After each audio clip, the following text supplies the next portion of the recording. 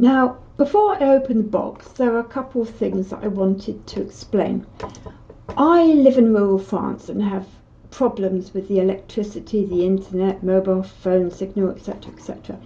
I mentioned this before, but when we're on holiday, we need a way to find out whether our electricity has tripped, because we've got lots of stuff in the freezers that will go off.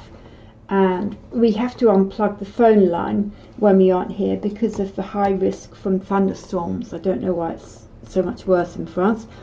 Now, my first solution was using LoRa. Now, here's my video on LoRa, if I can find it, my video on LoRa. Now, I don't know if I've made another video on LoRa, but that just explains what I was doing in LoRa. And my idea was to have a Pico or Arduino or something running on a rechargeable battery that was communicating with a Pi 3, in my case, via Wi-Fi or Bluetooth on mains power. And also I'd have another device at a neighbour's house, and it would be communicating with that as well via LoRa. So then if the first Pico or Arduino didn't get a response from the Pi 3, then it could send a message via LoRa to the one at a friend's house to say, turn our power back on please, that it's tripped or something. So that's one idea. My second idea was using Raspberry Pi Connect, and I did a video on that, and that kind of explains everything. It has nothing to do with the windmill, in case you're interested. But by chance, I found a much better solution. When I first heard about the Arduino Uno Q, I really wanted one. So here we go. Here's the Arduino Uno Q. And I thought, I want one. And I placed an order directly with Arduino, who were obviously much more interested in supplying resellers.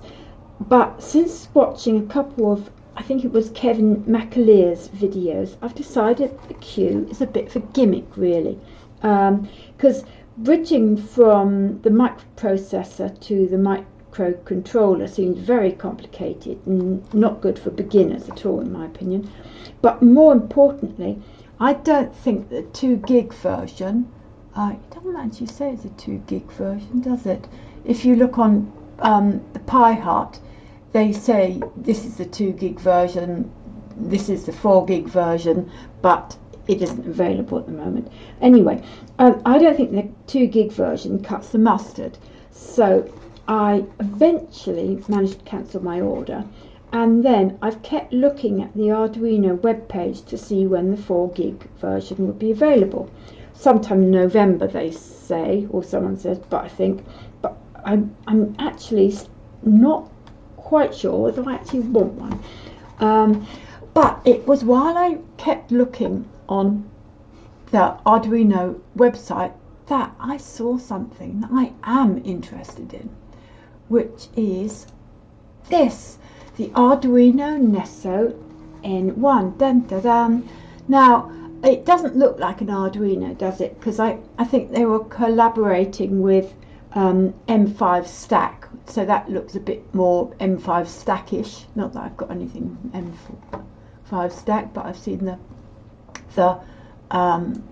pictures, and just looking at it, it says build the future of connected devices, blah blah blah blah blah blah. It supports Wi-Fi 6, Bluetooth, I wonder if I can highlight that, yep, Bluetooth 5, Thread, I don't know what Thread is, and LoRa.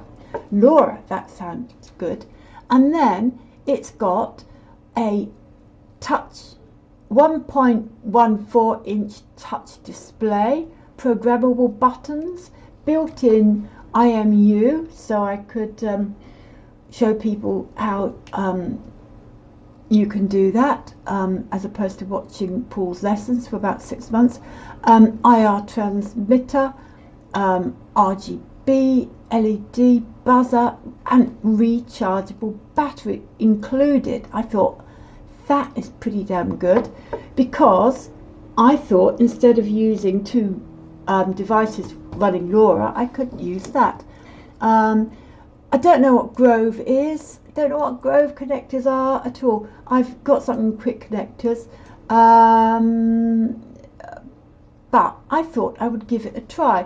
Now it does say that you can use the Arduino IDE Micropython and UI flow. I do not know what UI flow is, but I've had a look and I might have found something to be able to use Micropython on it. Right, anyway, it says powerful connectivity, blah, blah, blah, blah, blah, blah. Now, application examples to explore. Smart homes and hubs. I don't have a smart home at all. I'm not terribly interested in a smart home, apart from maybe with this device I would be able to program lights to come on and off while we're away, which is all part of the thing, is while we're away.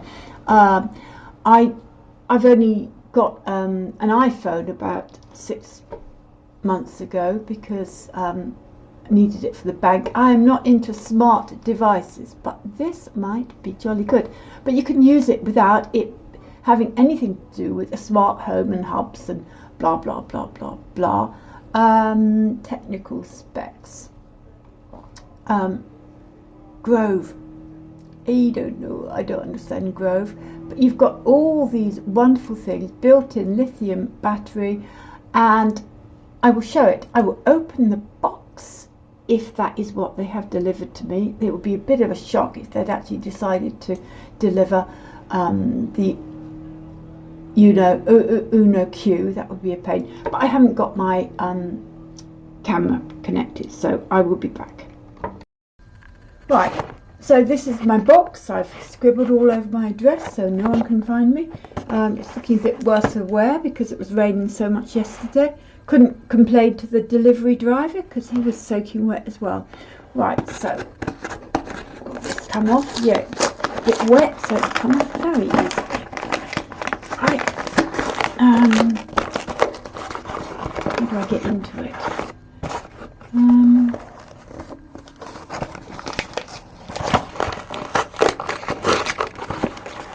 Aha.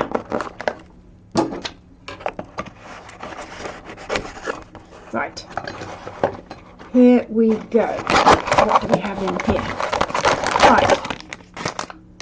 Right, we've got a Grove relay. Now, the reason why I bought that is it will probably work with it, and it was the cheapest thing that I could find to make it over 50 euros because it was free postage over 50 euros, so that cost about 3.50 or something. So I thought I would do it, and it will give me an opportunity to see what these Grove connectors are like. But right, that is the Arduino Nesso N1. Dinky little chap. Try not to cut myself. This knife is a bit big for the purpose, but I was chopping up some radishes earlier, so I thought I'd use the same one. Right, let me in.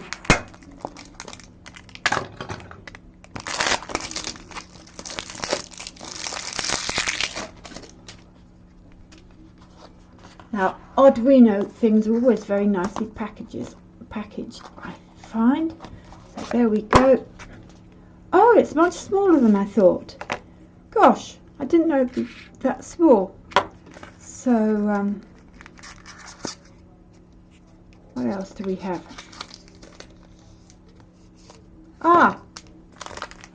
Look, they included a little, what do you call that? An Allen key? Is that an Allen key?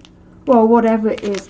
I think it's so that you can use it to unscrew things, because you can make it smaller than that.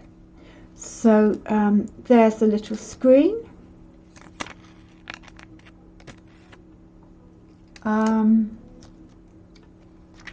what else do we have? Oh, and down here you have there's the various connectors, and there that you have the LoRa aerial thing that you, I assume you put it on like that, and just there, it'll probably fall off. It did fall off. And just a word of warning, when you're using LoRa, you must never do anything with LoRa without your aerial thingy, otherwise it can blow up your Arduino thing, or damage it anyway. Now this might be an old wives' tale, but I'm not willing to take the risk. So there we go, you have all the bits and pieces, and that bit at the bottom you can take off. So if we forget about that and go on to the user manual, because this is what I found quite useful.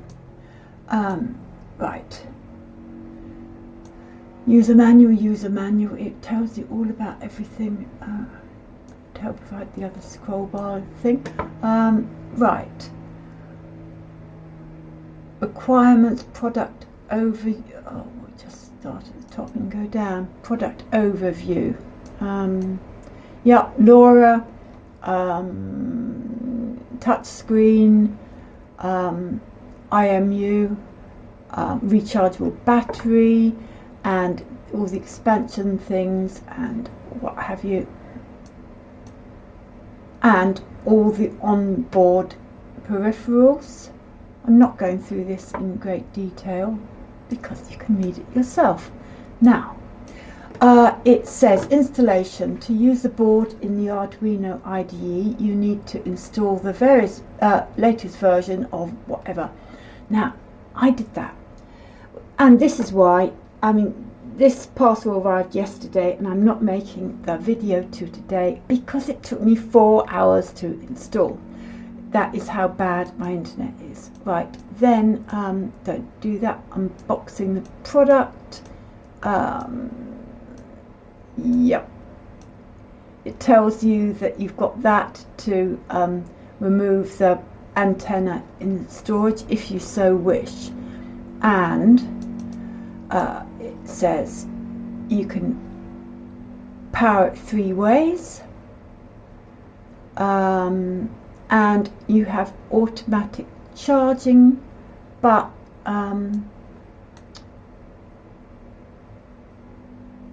automatic charging, various pins. This is all only of interest if you actually are using it. Expander pins, and then it's quite good because it gives you various little sketches to run, and PMW. Why do I always call it PMW? PWM, and analog pins, which you can only access via Grove. Communication, right? This is all looking pretty jolly good, but I will show you why I'm really interested in it, and it will solve all my problems. UART battery. It says by default battery charging is off, so you can turn it on,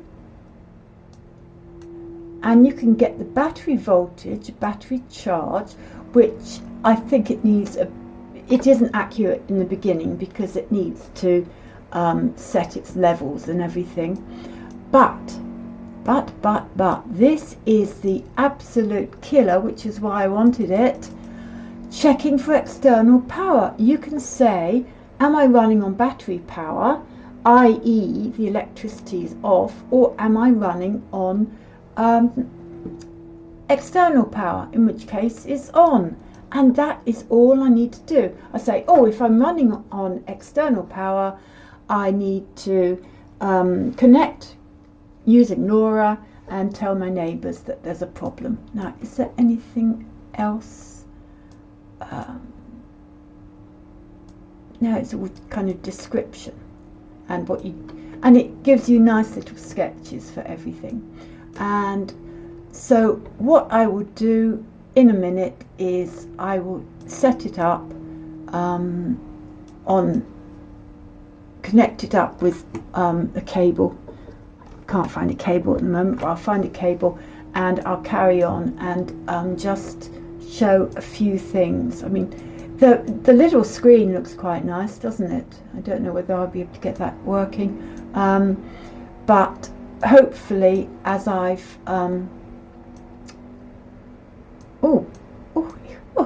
you can read all this yourself.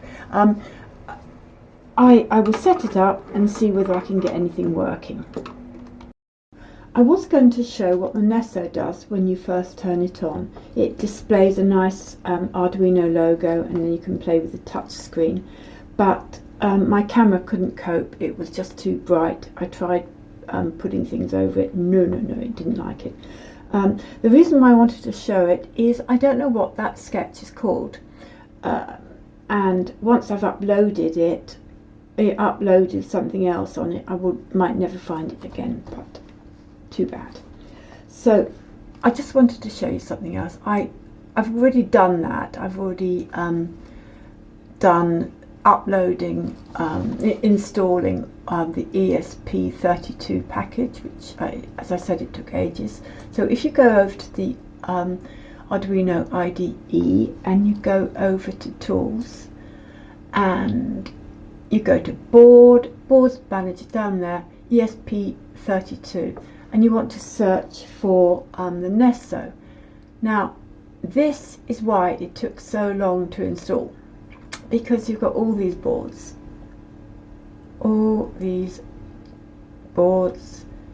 and they aren't in alphabetical order, they are in date added.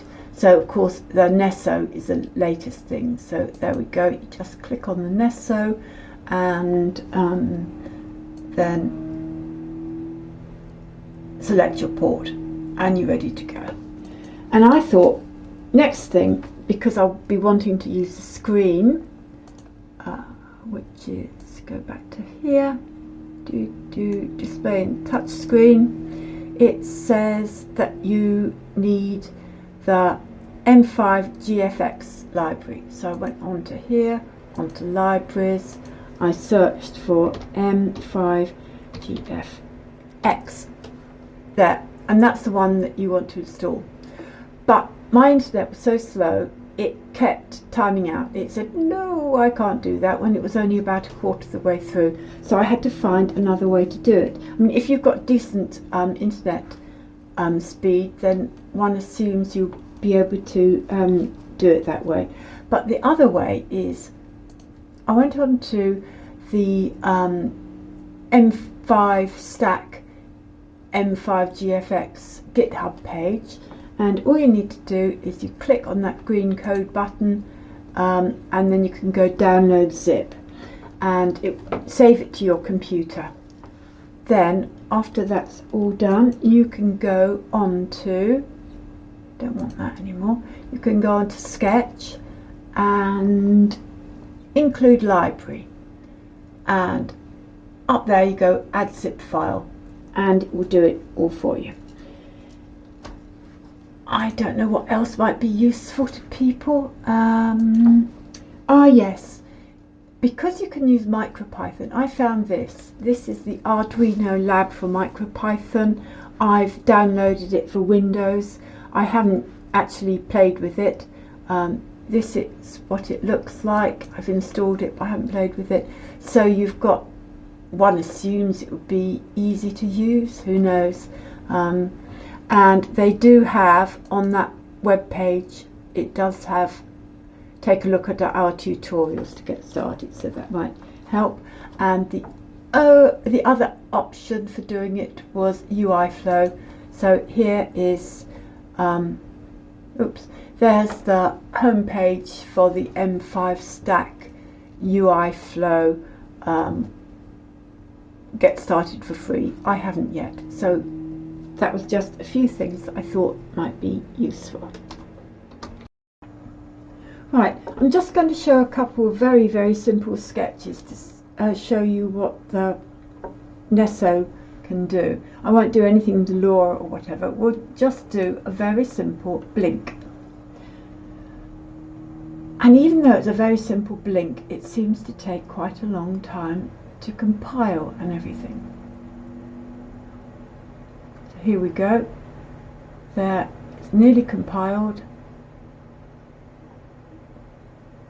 And it does quite a lot of writing to do it. Right, there you go. You can see it blinking. Now it isn't very big and it isn't very bright because they've got the LED behind the power reset button, which is a bit strange. But we'll try something else. So if we go on to this. Now this one is going to draw something on the display. And what I'll do is I will start it compiling and then I'll pause the video because it takes forever. So I'm just doing that. Right, I will pause. Now, I don't know why it took so long, but eventually it got there. Maybe it's something to do with RecMaster. And there you can see it's drawn a red rectangle and a blue line. And that is green, but it's too bright, so that's my camera. And I will just try something else, and I have no idea why things take so long. I think the graphics library is pretty jolly big, so we'll just see how long a very simple buzzer program takes. Try that again. I will, don't know if I can get that to go away. No, it doesn't want to go away. It might go away when the sketch has, the buzzer sketch has gone up. Because that's the trouble with having inbuilt battery. You can't get it. Ooh. There, I've reset it, so it's still making its horrible buzzy noise, but the thing's gone. So that's just a few things that you can do, and I can't bear that buzzing, so that is the end.